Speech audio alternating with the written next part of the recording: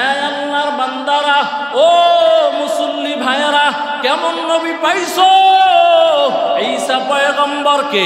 শুধু ঈসা পয়গম্বর না, কিতাবের মধ্যে লেখা হয় আদম থেকে নিয়ে ঈসা পর্যন্ত 1,00,000 বা 2,24,000 পয়গম্বর। এই যত নবীদেরকে, এই 1,00,000 বা 2,24,000 পয়গম্বরকে আমার আল্লাহ যে যে গুণ দিয়েছিলেন, যে যে আদর্শ দিয়েছিলেন, আমার আল্লাহ যেই যেই সৌন্দর্য দিয়েছিলেন, এই সব মজমুআ করে, সব একত্রিত করে, সব জমা করে আমাদের প্রিয় নবীজিকে আল্লাহ একারেই দিয়া দিছেন। আরো আস্তে করে বলেন, আরো আস্তে বলেন। জ্ঞানের দিক থেকে সব নবীর উপরে, বলেন না, জ্ঞানের দিক থেকে সব নবীর, আরো জোরে বলেন, সৌন্দর্যের দিক থেকে সব নবীর। পয়গম্বর আদম তার জমানায় সবচাইতে বেশি সুন্দর ছিলেন। পয়গম্বর ঈসা তার জমানায় সবচাইতে বেশি সুন্দর ছিলেন। পয়গম্বর ইব্রাহিম তার জমানায় সবচাইতে বেশি সুন্দর ছিলেন। এর মধ্যে সবচাইতে বেশি সুন্দর ছিল ইউসুফ নবী। কে ছিল? আরো জোরে বলেন। ইউসুফ পয়গম্বর এতই সুন্দর যে আরবের মিশরের মেয়েরা ইউসুফ পয়গম্বরকে দেখা জুলাইখা কেন পাগল হয়েছে এই প্রশ্নের জবাব দিতে গিয়া বান্ধবীদেরকে দাওয়াত দিলেন, একত্রিত করলেন, কইরা সবার হাতে ফল দিলেন, ছুরি দিলেন। বলে ইউসুফ যখন যাবে তখন আপনারা কি বলে, আমি যখন বলবো ফল কাটা শুরু করবেন। ইউসুফকে মজলিসের ভিতর থেকে হাঁটাইয়া নিল, ফল কাটার অর্ডার হয়ে গেল। ওই মিশরের মেয়েরা ইউসুফের সৌন্দর্য দেখা ফল কাটবে দূরের কথা, হাতের ভিতরে সবাই পোজ দিয়া ফেলল। আম্মা জানা আয়েশা বলেন, এই দুনিয়ার উম্মতেরা শোনো, ওই মজলিসে ইউসুফ পয়গম্বর না হইয়া যদি তোমার আমার মায়ার নবী হইতো তাহলে কি হইতো জানো? বলে ওই মেয়েরা তো ওই জমানায় হাত কেটে ফেলেছিল, কিন্তু তোমার আমার নবী এত সুন্দর, ওই মেয়েরা হাত কাটবে তো দূরের কথা, তাদের কলিজার উপরে ছুরি দিয়ে আঘাত করত। আল্লাহু আকবার বলেন। শানিদা কায় বুয়াদ মানন্দ দিদা তোরা দিদা ওয়ুসুফরা শানিদা শানিদা কায় বুয়াদ মানন্দ দিদা তোরা দিদা ওয়ুসুফরা শানিদা। এরকম যদি প্রত্যেক নবীর গুণ বলা হয়, ইব্রাহিম নবীর কি গুণ ছিল, এর চাইতো আমাদের নবীকে বেশি গুণ দিয়ে আল্লাহ পাঠাইছেন। ঈসা পয়গম্বরের কি গুণ ছিল? বলে ঈসা পয়গম্বর কোন কবরস্থানে গিয়া কোন মৃত জানোয়ারকে যদি বলতো কুম বিইজনিল্লাহ, বলতে দেরি হইতো, এটা দাঁড়াতে দেরি হইতো না। কি সুবহানাল্লাহ না? আগামীকালকে পড়িয়েন নাকি? ঈসা পয়গম্বর কবরস্থানের পাশ দিয়ে যাইতেছে, উম্মতেরা দাঁড় করাইছেন, এই ঈসা দাঁড়াও। নবী দাঁড়াইয়া গেল, বলে এখানে একটা আরো 500 বছরের আগের কবর আছে, এর জিন্দা করো। উম্মতেরা কি বাঁকা না সোজা? কথা বলেন, আমরা বাঁকা না সোজা? আরো জোরে বলেন। আমরা সবাই বাঁকা, সোজা কেউ না। খালি মেয়ে লোকের দোষ দেন যারা বাঁকা। উম্মতেরা কয় ঈসা দাঁড় করাও। পয়গম্বর ঈসা বললেন কুম বিইজনিল্লাহ। সাথে সাথে কবর ফেটে বান্দা দাঁড়ায় গেল। সুবহানাল্লাহ। দাঁড়ানোর পরে দেখে ওই বান্দা যখন মৃত্যুবরণ করেছিল ইয়াং ছিল, যুবক, কিন্তু দেখে এখন সব পেকে সাদা হয়ে গেছে। এর উম্মতেরা কয় জিজ্ঞাসা করো, আগে তো মরছে চুলদারি কালো নিয়া, সাদা হইল কেন? জিজ্ঞাসা করলেন। জিজ্ঞাসা করার পর তাফসীরের মধ্যে ঘটনা আসছে, আল্লাহর বান্দা বলতেছেন, ও পয়গম্বর ঈসা, একটা জীবন্ত ছাগলকে জবাই না দিয়া যদি তার চামড়া খোলা হয়, বলেন কষ্টটা কেমন হবে, কি পরিমাণ কষ্ট হতে পারে। বলে আল্লাহর বান্দা, ও পয়গম্বর, আজরাইল যখন আমার রূহটা ধরে টান দিয়েছিল, ওই জীবন্ত ছাগলের চামড়া খোলার মতো আমার কষ্ট হয়েছিল। ওই টানের ব্যথায় আমার কালো চুলগুলা, দাড়িগুলা পেকে সাদা হয়ে গেছে। আল্লাহর বান্দা চিন্তা করেন কি পরিমাণ কষ্ট। বলে এবার আবার আগের মতো হয়ে যাও, সাথে সাথে আগের মতো হয়ে গেল। এটা নবী পয়গম্বরের মুজিজা। মৃত্যু মানুষকে জীবিত করতে পারে, কিন্তু নবীজি কোনো মৃত্যু মানুষকে বলেন নাই তুমি জীবিত হও। নবীর ছোঁয়া লাইগা কাঠ, মরা খেজুর গাছ জীবিত হয়ে গেছে। উস্তুনে হান নানা আজ হাজরে রসুল নালামি জাদ হাম চুনি আর বাবে উকুল। রহমাতুল লিল আলামিন এই মাসে জন্মগ্রহণ করেছেন, এটা সত্য। নবীজি জন্মগ্রহণ করেছেন, এটার নাম হলো মিলাদুন নবী। কি নবী? মিলাদুন নবী শব্দের অর্থ হচ্ছে জন্মগ্রহণ করা, মানে নবী জন্মগ্রহণ করেছেন। বলেন, নবী জন্মগ্রহণ করেছেন, এটার নাম হলো মিলাদুন নবী। এটা নিয়ে আলোচনা করা যায় যে নবী কিভাবে দুনিয়াতে আসছেন, আসার আগের অবস্থা কি ছিল। এগুলা নিয়ে যদি আলোচনা করে তো নবীর মান বাড়বে, শান বাড়বে, সওয়াব হবে, নেকি হবে। কিন্তু মিলাদ এর মধ্যে মানার মতো কিছুই নেই। রাসূল জন্ম হয়েছেন, এখানে আমরা কি মানব? কিন্তু রসুলের পুরা জিন্দেগি, বিশেষ করে কোরআন নাজিল হওয়ার পর থেকে নিয়া মৃত্যুবরণের আগ পর্যন্ত প্রত্যেকটি সেকেন্ড, প্রত্যেকটি মিনিট মুসলমানদের জন্য রয়েছে আদর্শ। এটার নাম হলো সিরাতুন নবী। বলেন, এটার নাম কি? তাইলে একটা হলো, বলেন, একটা হলো কি? মিলাদুন নবী নিয়ে আলোচনা করা যায়। আলোচনা করলে সওয়াব হবে, নেকি হবে, নবীর জন্ম বৃত্তান্ত আমরা জানতে পারবো, নবীর মান বাড়বে, শান বাড়বে। কিন্তু সিরাতুন নবী আলোচনার বিষয় নয় শুধু, বরং সিরাতুন নবী কেউ যদি না মানে, অস্বীকার করে, সে ইমানদারও থাকবে না, সে বেঈমান হয়ে যাবে। কি নাউজুবিল্লাহ বলেন? সিরাতুন নবী অস্বীকার করা মানে কোরআন অস্বীকার করা। সিরাতুন নবী অস্বীকার করা মানে আল্লাহকে অস্বীকার করা, ইমানই থাকবে না। কিন্তু আমগো দেশের আশিকের রাসূল যারা, এরা কয় মিলাদুন নবী আঁকড়ে ধরো, সিরাতুন নবী লাথি মারো। চিন্তা করেন, লাথি মারলো কই আর পড়লো কই? এজন্য নবীর জন্ম বৃত্তান্ত নিয়ে আলোচনা করলে সওয়াব হয়। যেমন রাহমাতুল লিল আলামিন, তার আম্মা জান আমিনা আলাইহিস সালামের গর্ভে ছিলেন। কেমন মহাব্বতের নবী, মায়ার নবী।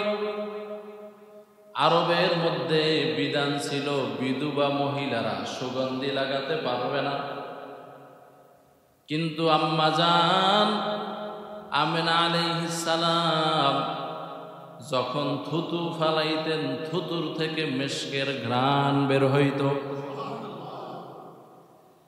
যেই জায়গা দিয়া হেঁটে যাইতেন, ডানে বামে, সামনে পিছনে, সব ঘ্রাণে মুখরিত হয়ে যাইত। একদিন আব্দুল মুত্তালিবের স্ত্রী ডাক দিয়া কয়, পুত্রবধূ আব্দুল্লাহর বিবি আমেনা, কি সুগন্ধি ব্যবহার করো দেখাও। এবার আম্মা জান আমেনা আলাইহিস সালাম বলেন, আম্মা জান আপনি তো বুঝেন নাই, সুগন্ধিত ব্যবহার করি না, সুগন্ধিত আমার পেটে আছে। সুবহানাল্লাহ বলেন। ইমামুল আউয়ালিন আল আখিরিন বহরে সাদকা রাহমাতাল লিল আলামিন। বলে আম্মা জান, আমি যখন থুতু ফালাই এই থুতুর সাথে মেশকের ঘ্রাণ বের হয়, জান্নাতি ঘ্রাণ। মেশকের ঘ্রাণ মানে কি? জান্নাতি ঘ্রাণ। যেই ঘ্রাণ পৃথিবীর কোন আতরওয়ালা আবিষ্কার করতে, নবীজির ঘাম থেকেও জান্নাতি মেশকের ঘ্রাণ বের হইত। আল্লাহু আকবার বলেন। আম্মা জান আয়েশা সিদ্দিকা বলেন, নবী আমার বাহির থেকে কাজ করে যখন ঘরে আসতো, নবীর ঘাম কপাল বেয়ে বেয়ে পড়তে থাকতো, শরীরে ঘাম থাকতো। হোমিও ঔষধের ছোট ছোট সীসা আছে নি, কথায় বোঝা যায় এরকম ছোট ছোট সীসা দিয়া রসুলের শরীরের ঘাম মোবারক বোতলে আটকাইয়া রাখতেন। বলে আরবের বড় বড় অনুষ্ঠানে এই ঘামকে আমরা ওই অনুষ্ঠানের সুগন্ধি হিসাবে ব্যবহার করতাম। এই মুসল্লি ভাইয়েরা, কেমন নবী আমার, যেই নবী পেটে থাকতেই মেশকের ঘ্রাণ বের হওয়া আরম্ভ হয়ে গেল। আম্মা জান আমেনা আলাইহিস সালাম পানি আনার জন্য মেয়ে লোকেরা তারে ধরে নিয়ে যাইত কূপের কিনারায়। পানি আনতে গেলে আম্মা জান আমেনা দেখতেন পানি কূপ থেকে অটোমেটিক ভাসতে ভাসতে উতলাইয়া উপরের দিকে চলে আসতো। সুবহানাল্লাহ। একদিন, 2 দিন, 3 দিন পরে হযরতে আমেনাকে পানি ডাক দিয়া কথা বলতেছেন, পানির জবান আল্লাহ খুলে দিয়েছেন। পানি হলো মাখলুক, আল্লাহ হলেন কি? খালেক। খালেকে গাছ দিয়ে কথা বলাইতে পারে। জাকারিয়াকে গাছের ভিতরে আশ্রয় চাইলেন, গাছ টুকরা হয়ে গেল, ভিতরে ঢুকলেন। ও আল্লাহর বান্দা, গাছে যদি কথা না বুঝে চিরতো না, ভিতরেও ঢুকতে পারতো না। সব মাখলুক কথা বলতে পারে, আল্লাহ বলাইলে কুকুর আব্দুল কাদের জিলানির সাথে কথা বলেছেন, বিশ্বনবীর সাথে সাপ কথা বলেছেন। আল্লাহু আকবার বলেন। এই আল্লাহর বান্দারা, পানি ডাক দিয়া বলে আমেনা, তুমি কষ্ট করে কেন আমার কূপের কিনারায় আসলা? জানো তোমার পেটের ভিতরে কত দামি মানুষ আছে। ওই মানুষ যদি তোমার পেটে আল্লাহ না দিত, আমেনা আমি পানিও সৃষ্টি হইতাম না, কিছুই সৃষ্টি হইত না। ও আমেনা, তুমি তো পানির কূপের কিনারায় আসার দরকার নাই। আমরা পানি গিয়া তোমার দরজায় আল্লাহর কুদরতে হাজির হয়ে যাইতাম। সব আম্মা জানেরা, সন্তান যখন দুনিয়াতে আসে আম্মা জানেরা অস্থির হয়ে যায়, কান্নাকাটি আরম্ভ করেনি? জোরে বলেন। স্বামীকে একা একা ডাক দিয়া নিয়ে বলে, স্বামী আমার, লম্বা সময় পর্যন্ত তোমার সাথে ঘর করলাম, সংসার করলাম, হয়তো তোমার হক ভালোভাবে আদায় করতে পারি নাই।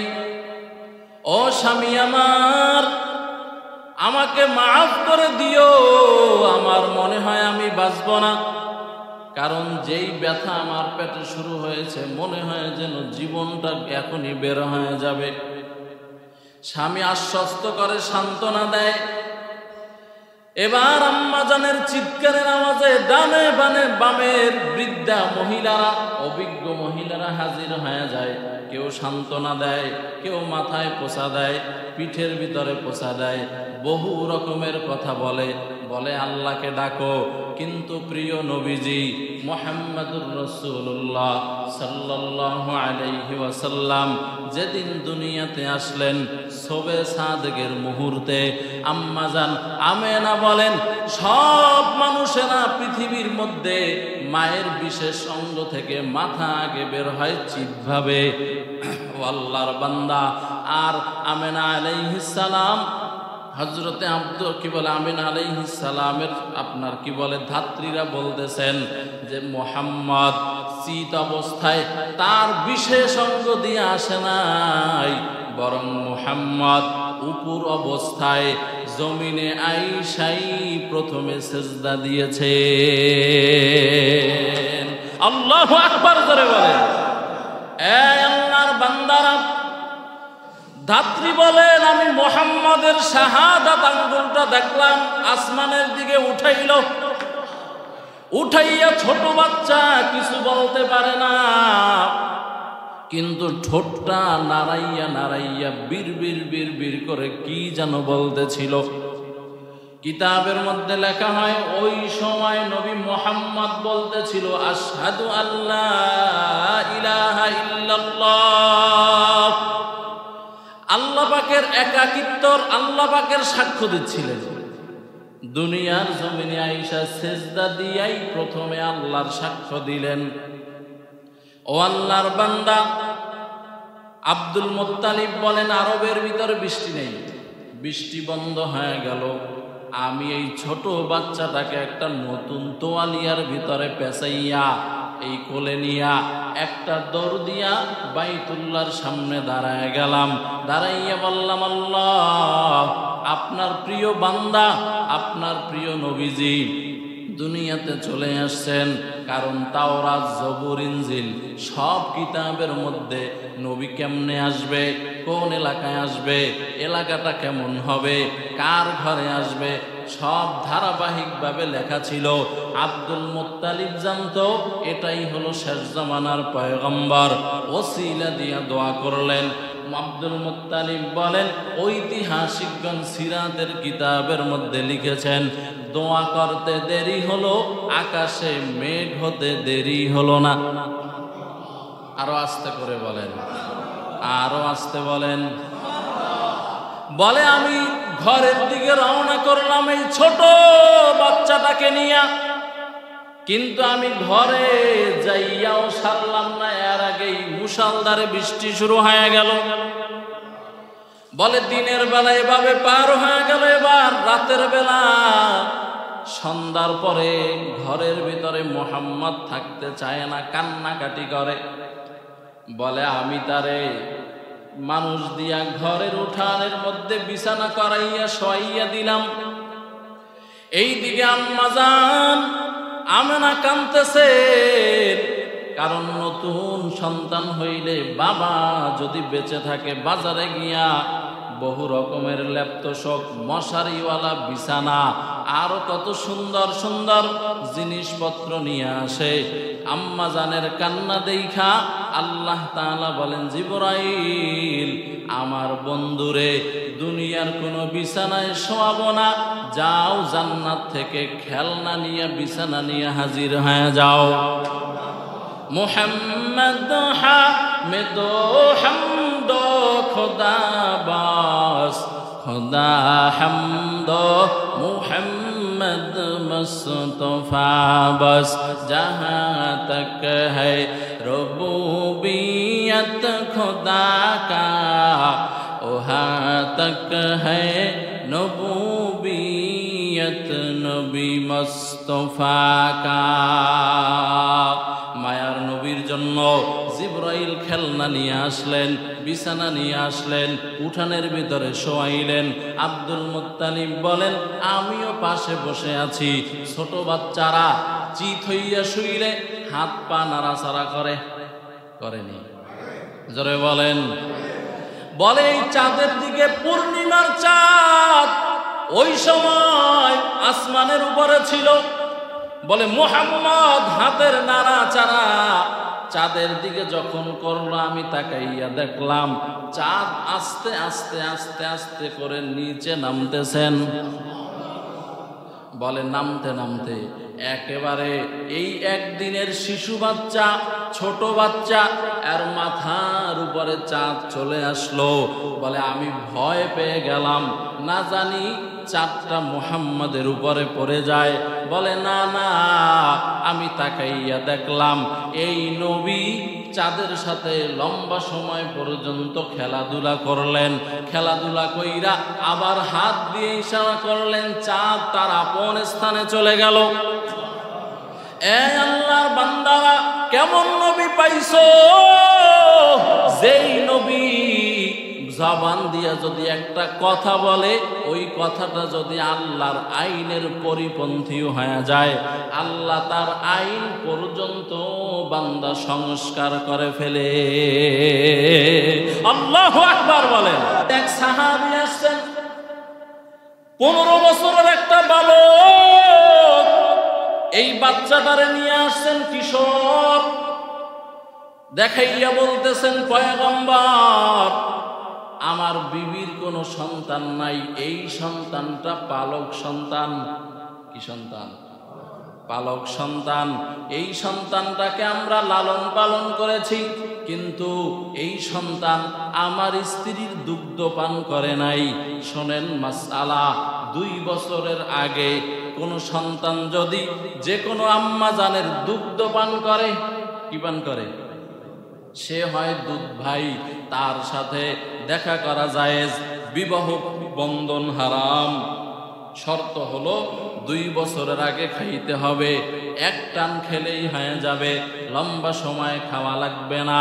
নবী সফরে আছেন, হঠাৎ করে এক যুবতী সরসী সুন্দরী মহিলা নবীর আইসা কয়, আসসালামু আলাইকুম, হাত বাড়ায় দিছে। নবী আতঙ্কিত হয়ে গেছে। এই মহিলা, চিনো আমারে? চিনোনি? কয় চিনি, ভালো করে চিনি। কয় মুসাফা না করলে মুআনাকা করবো। কি কয়? আরে কথা কয় না, মুআনাকা বুঝেননি?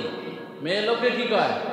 কয় মুহাম্মদ মুসাফা না করলে মুআনাকা করব, মানে জরাজরি দিব, তোমার সাথে কোলাকুলি করব। নবী বিচলিত হয়ে গেল। সাহাবীদের মাঝখানে, আমার যদি কোন আপনাদের মাঝখানে সুন্দরী মাইয়া ইয়া কয় আসসালামু আলাইকুম, মুসাফা করেন, কি ভালো লাগবে না বিচলিত হব? নবী বিচলিত হয়ে গেল। পিছন থেকে এক বৃদ্ধা মহিলা ডাইকা কয়, বাবা মুহাম্মদ ভয় পাইও না, এটা তোমার দুধ বোন, এটা তোমার দুধ বোন। নামটা মনে আসতেছে না।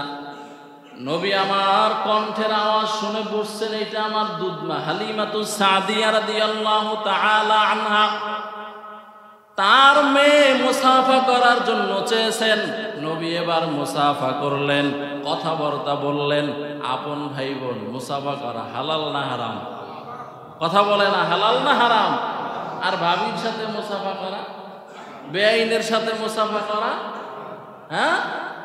এই আল্লাহর বান্দারা, এজন্য নবী আমার ওই সাহাবীকে বললেন, সাহাবী বলে, কিন্তু নবী এই সন্তানটা আমার স্ত্রীর দুগ্ধ পান করে নাই, কিন্তু সন্তান তার মাকে, আমার স্ত্রীকে মা ডাকে, আমার সন্তানও তারে ছেলে ডাকে, একজন আর একজনকে মহাব্বত করে। আল্লাহর জন্য আমার সন্তান নাই, আমার স্ত্রী তারে মহাব্বত করে। আর একটা মাসআলা শুনেন, বেজার হবেন না, মাসআলা বলতেই হবে, যেহেতু বয়ানে আসছে। মাসআলা হলো শরীয়তের বিধান হলো পালক পুত্রের সাথে মায়ের দেখা করা হারাম, যদি দুগ্ধ পান না করে, এটা শরীয়তের বিধান। এবার নবী আমার বলে, যাও যাও, যেহেতু সন্তান তারে মহাব্বত করে, মাও তারে ছেলে হিসাবে মহাব্বত করে, আমি নবী বলে দিলাম এরা দেখা করতে পারবে। আমার আল্লাহ দেরি করেন নাই, আল্লাহর বিধানে এইটা নাই। আল্লাহর বিধান হলো পালক পুত্র তার মায়ের সাথে দেখা করতে পারবে না, আকেল বালেক হয়ে গেলে, সাবালক হয়ে গেলে। কিন্তু নবীর জবান থেকে বের হয়েছেন, আমার আল্লাহ তার আইনকে ওই ব্যক্তির জন্য উল্টায় দিছেন। আমার আল্লাহ কয়, জিবরাইল যাও, আমার নবীরে জানাইয়া দাও, সারা পৃথিবীতে দ্বিতীয় আর কোনো ব্যক্তির অনুমতি নাই, আমি আমার পয়গম্বরের জবানের পবিত্র কথার মাধ্যমে এই এক বান্দার জন্যই আমার নিয়মটা উল্টায় দিলাম। আল্লাহু আকবার বলেন। देखे जा कुरान में आए मुहतरम मुस्तफा की उम्मती खैरुल उमाम। ए अल्लाहर बान्दारा ओ मुसल्ली भाइरा केमन नबी पाइছো? ঈসা পয়গম্বরকে। শুধু ঈসা পয়গম্বর না, কিতাবের মধ্যে লেখা হয় আদম থেকে নিয়ে ঈসা পর্যন্ত 1 লক্ষ বা 2,24,000 পয়গম্বর। এই যত নবীদেরকে, এই 1 লক্ষ বা 2,24,000 পয়গম্বরকে আমার আল্লাহ যে যে গুণ দিয়েছিলেন, যে যে আদর্শ দিয়েছিলেন, আমার আল্লাহ যেই যেই সৌন্দর্য দিয়েছিলেন, এই সব মজমুআ করে, সব একত্রিত করে, সব জমা করে আমাদের প্রিয় নবীজিকে আল্লাহ একারেই দিয়া দিছেন। আরো আস্তে করে বলেন, আরো আস্তে বলেন। জ্ঞানের দিক থেকে সব নবীর উপরে, বলেন না, জ্ঞানের দিক থেকে সব নবীর, আরো জোরে বলেন, সৌন্দর্যের দিক থেকে সব নবীর। পয়গম্বর আদম তার জামানায় সবচাইতে বেশি সুন্দর ছিলেন। পয়গম্বর ঈসা তার জামানায় সবচাইতে বেশি সুন্দর ছিলেন। পয়গম্বর ইব্রাহিম তার জামানায় সবচাইতে বেশি সুন্দর ছিলেন। এর মধ্যে সবচাইতে বেশি সুন্দর ছিল ইউসুফ নবী। কে ছিল? আরো জোরে বলেন। ইউসুফ পয়গম্বর এতই সুন্দর যে আরবের মিশরের মেয়েরা ইউসুফ পয়গম্বরকে দেখা জুলাইখা কেন পাগল হয়েছে এই প্রশ্নের জবাব দিতে গিয়া বান্ধবীদেরকে দাওয়াত দিলেন, একত্রিত করলেন, কইরা সবার হাতে ফল দিলেন, ছুরি দিলেন। বলে ইউসুফ যখন যাবে তখন আপনারা কি বলে, আমি যখন বলবো ফল কাটা শুরু করবেন। ইউসুফকে মজলিসের ভিতর থেকে হাঁটাইয়া নিল, ফল কাটার অর্ডার হয়ে গেল।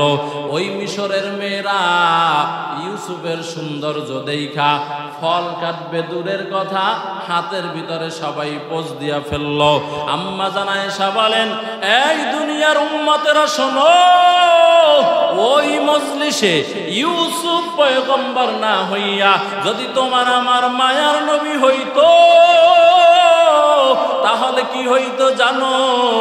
বলে ওই মেয়েরা তো ওই জমানায় হাত কেটে ফেলেছিল, কিন্তু তোমার আমার নবী এত সুন্দর, ওই মেয়েরা হাত কাটবে তো দূরের কথা, তাদের কলিজার উপরে ছুরি দিয়ে আঘাত করত।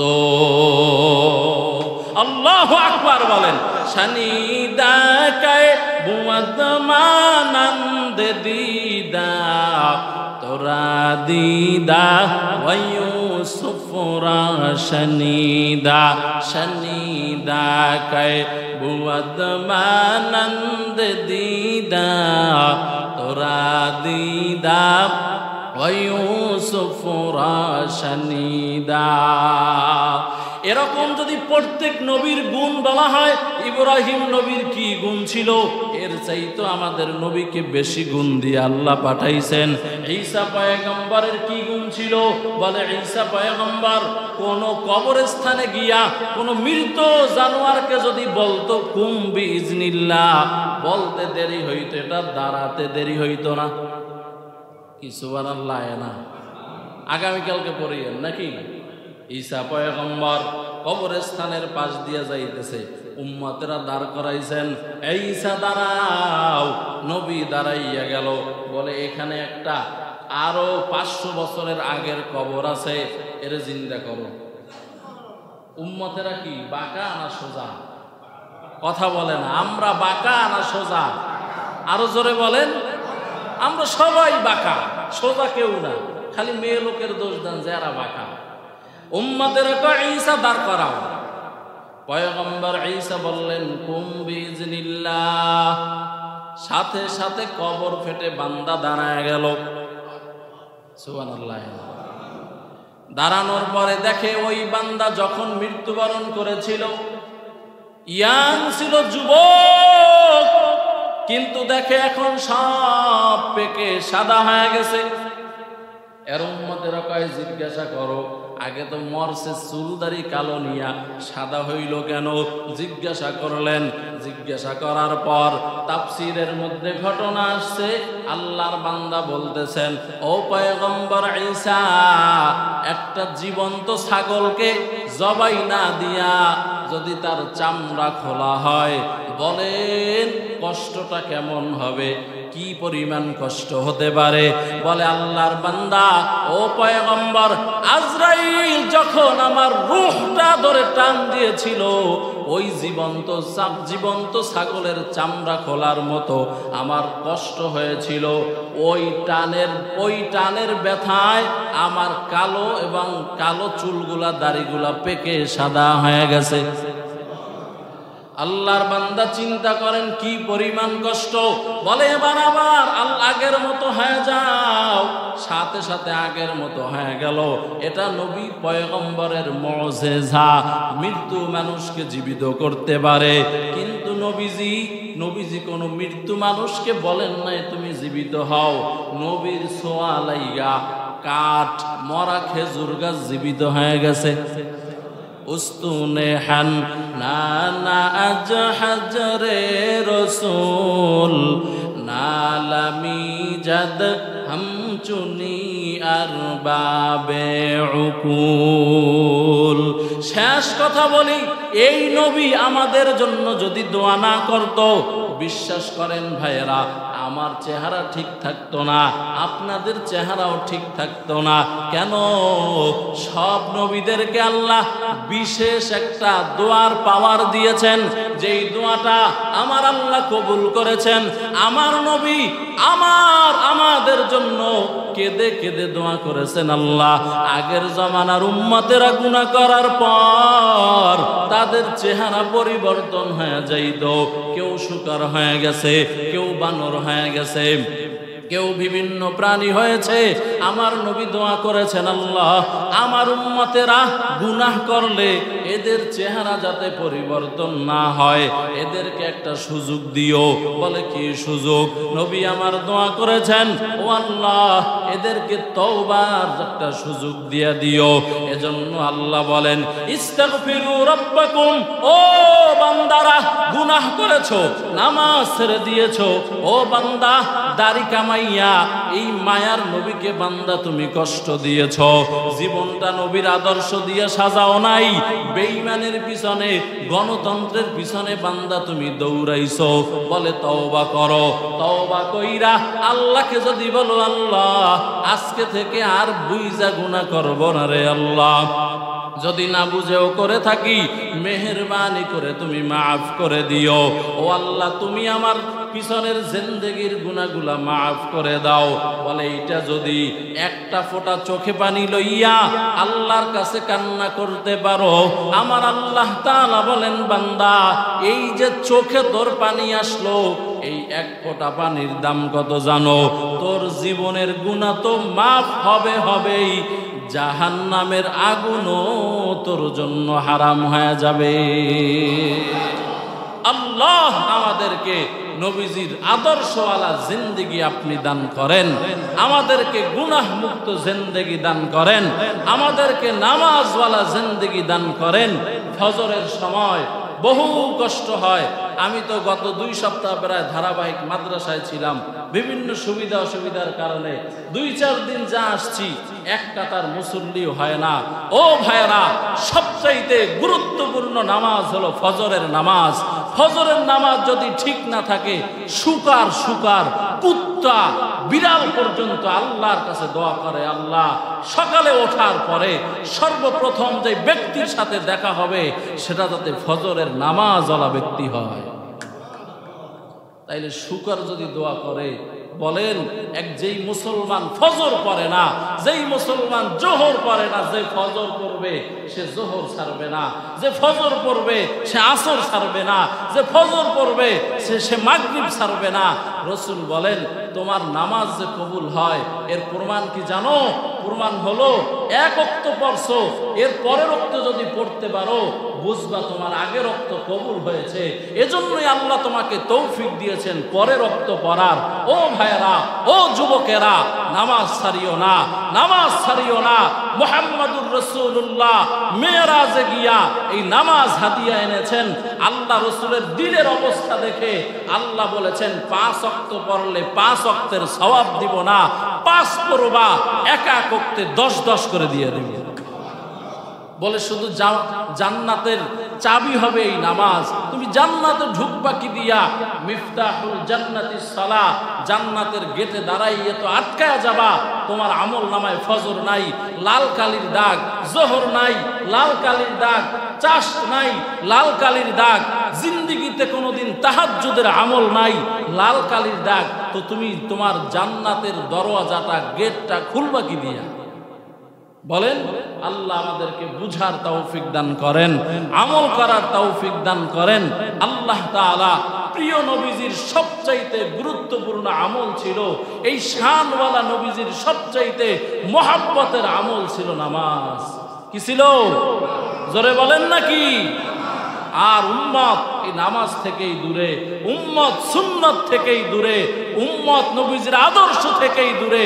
উম্মত গ্রহণ করেছে আব্রাহাম লিঙ্কনের আদর্শ, উম্মত গ্রহণ করেছে মাথার ভিতরে রোনালদোর আদর্শ, উম্মত গ্রহণ করেছে মাথার ভিতরে নেইমারের আদর্শ। মুসলমানের সন্তান কোন বেঈমানের আদর্শ অনুসরণ করতে পারে না। যদি করো তোমার ফলাফলটা কি হবে সেটাও শুনো। আল্লাহ তাআলা নিজে বলেছেন, ইয়াউমা ইউনাদি কুল্লু উনাসিম বিইমামিহিম, প্রত্যেক মানুষকে ডাকা হবে তার অনুসরণীয় ব্যক্তির মাধ্যমে। অনুসরণীয় ব্যক্তিকে দাঁড় করাইয়া বাংলাদেশে যারা মূর্তির পক্ষে স্লোগান দিয়েছিল, বাংলাদেশে যারা হাসিনার রাজতন্ত্র, একনায়কতন্ত্র কায়েম করতে চেয়েছিল, আল্লাহর কসম এদেরকে, হাসিনাকে দাঁড় করাইয়া, বঙ্গবন্ধুকে দাঁড় করাইয়া, এদের আদর্শের সৈনিকদেরকে এদের পিছনে দাঁড় করায় দেওয়া হবে। এই আয়াত যদি সত্য হয়, আর আল্লাহ তাআলা বলবেন রাগান্বিত হইয়া লাথি মাইরা মাইরা এদেরকে জাহান্নামের ভিতরে ফেলায়া দাও। কারণ মূর্তির আদর্শ কোন মানুষ লালন করতে পারে না, কোন মানুষ মূর্তির আদর্শ লালন করতে পারে না, কোন মানুষ জুলুমের আদর্শ লালন করতে পারে না, কোন মানুষ অন্যায়ের আদর্শ লালন করতে পারে না। বৈষম্যহীন, জুলুমবিহীন, অন্যায় এবং ন্যায়ের আদর্শ লালন করে যারা সামনে আগাবে, এটাই হলো মুহাম্মাদুর রাসূলুল্লাহ সাল্লাল্লাহু আলাইহি ওয়াসাল্লামের আদর্শ।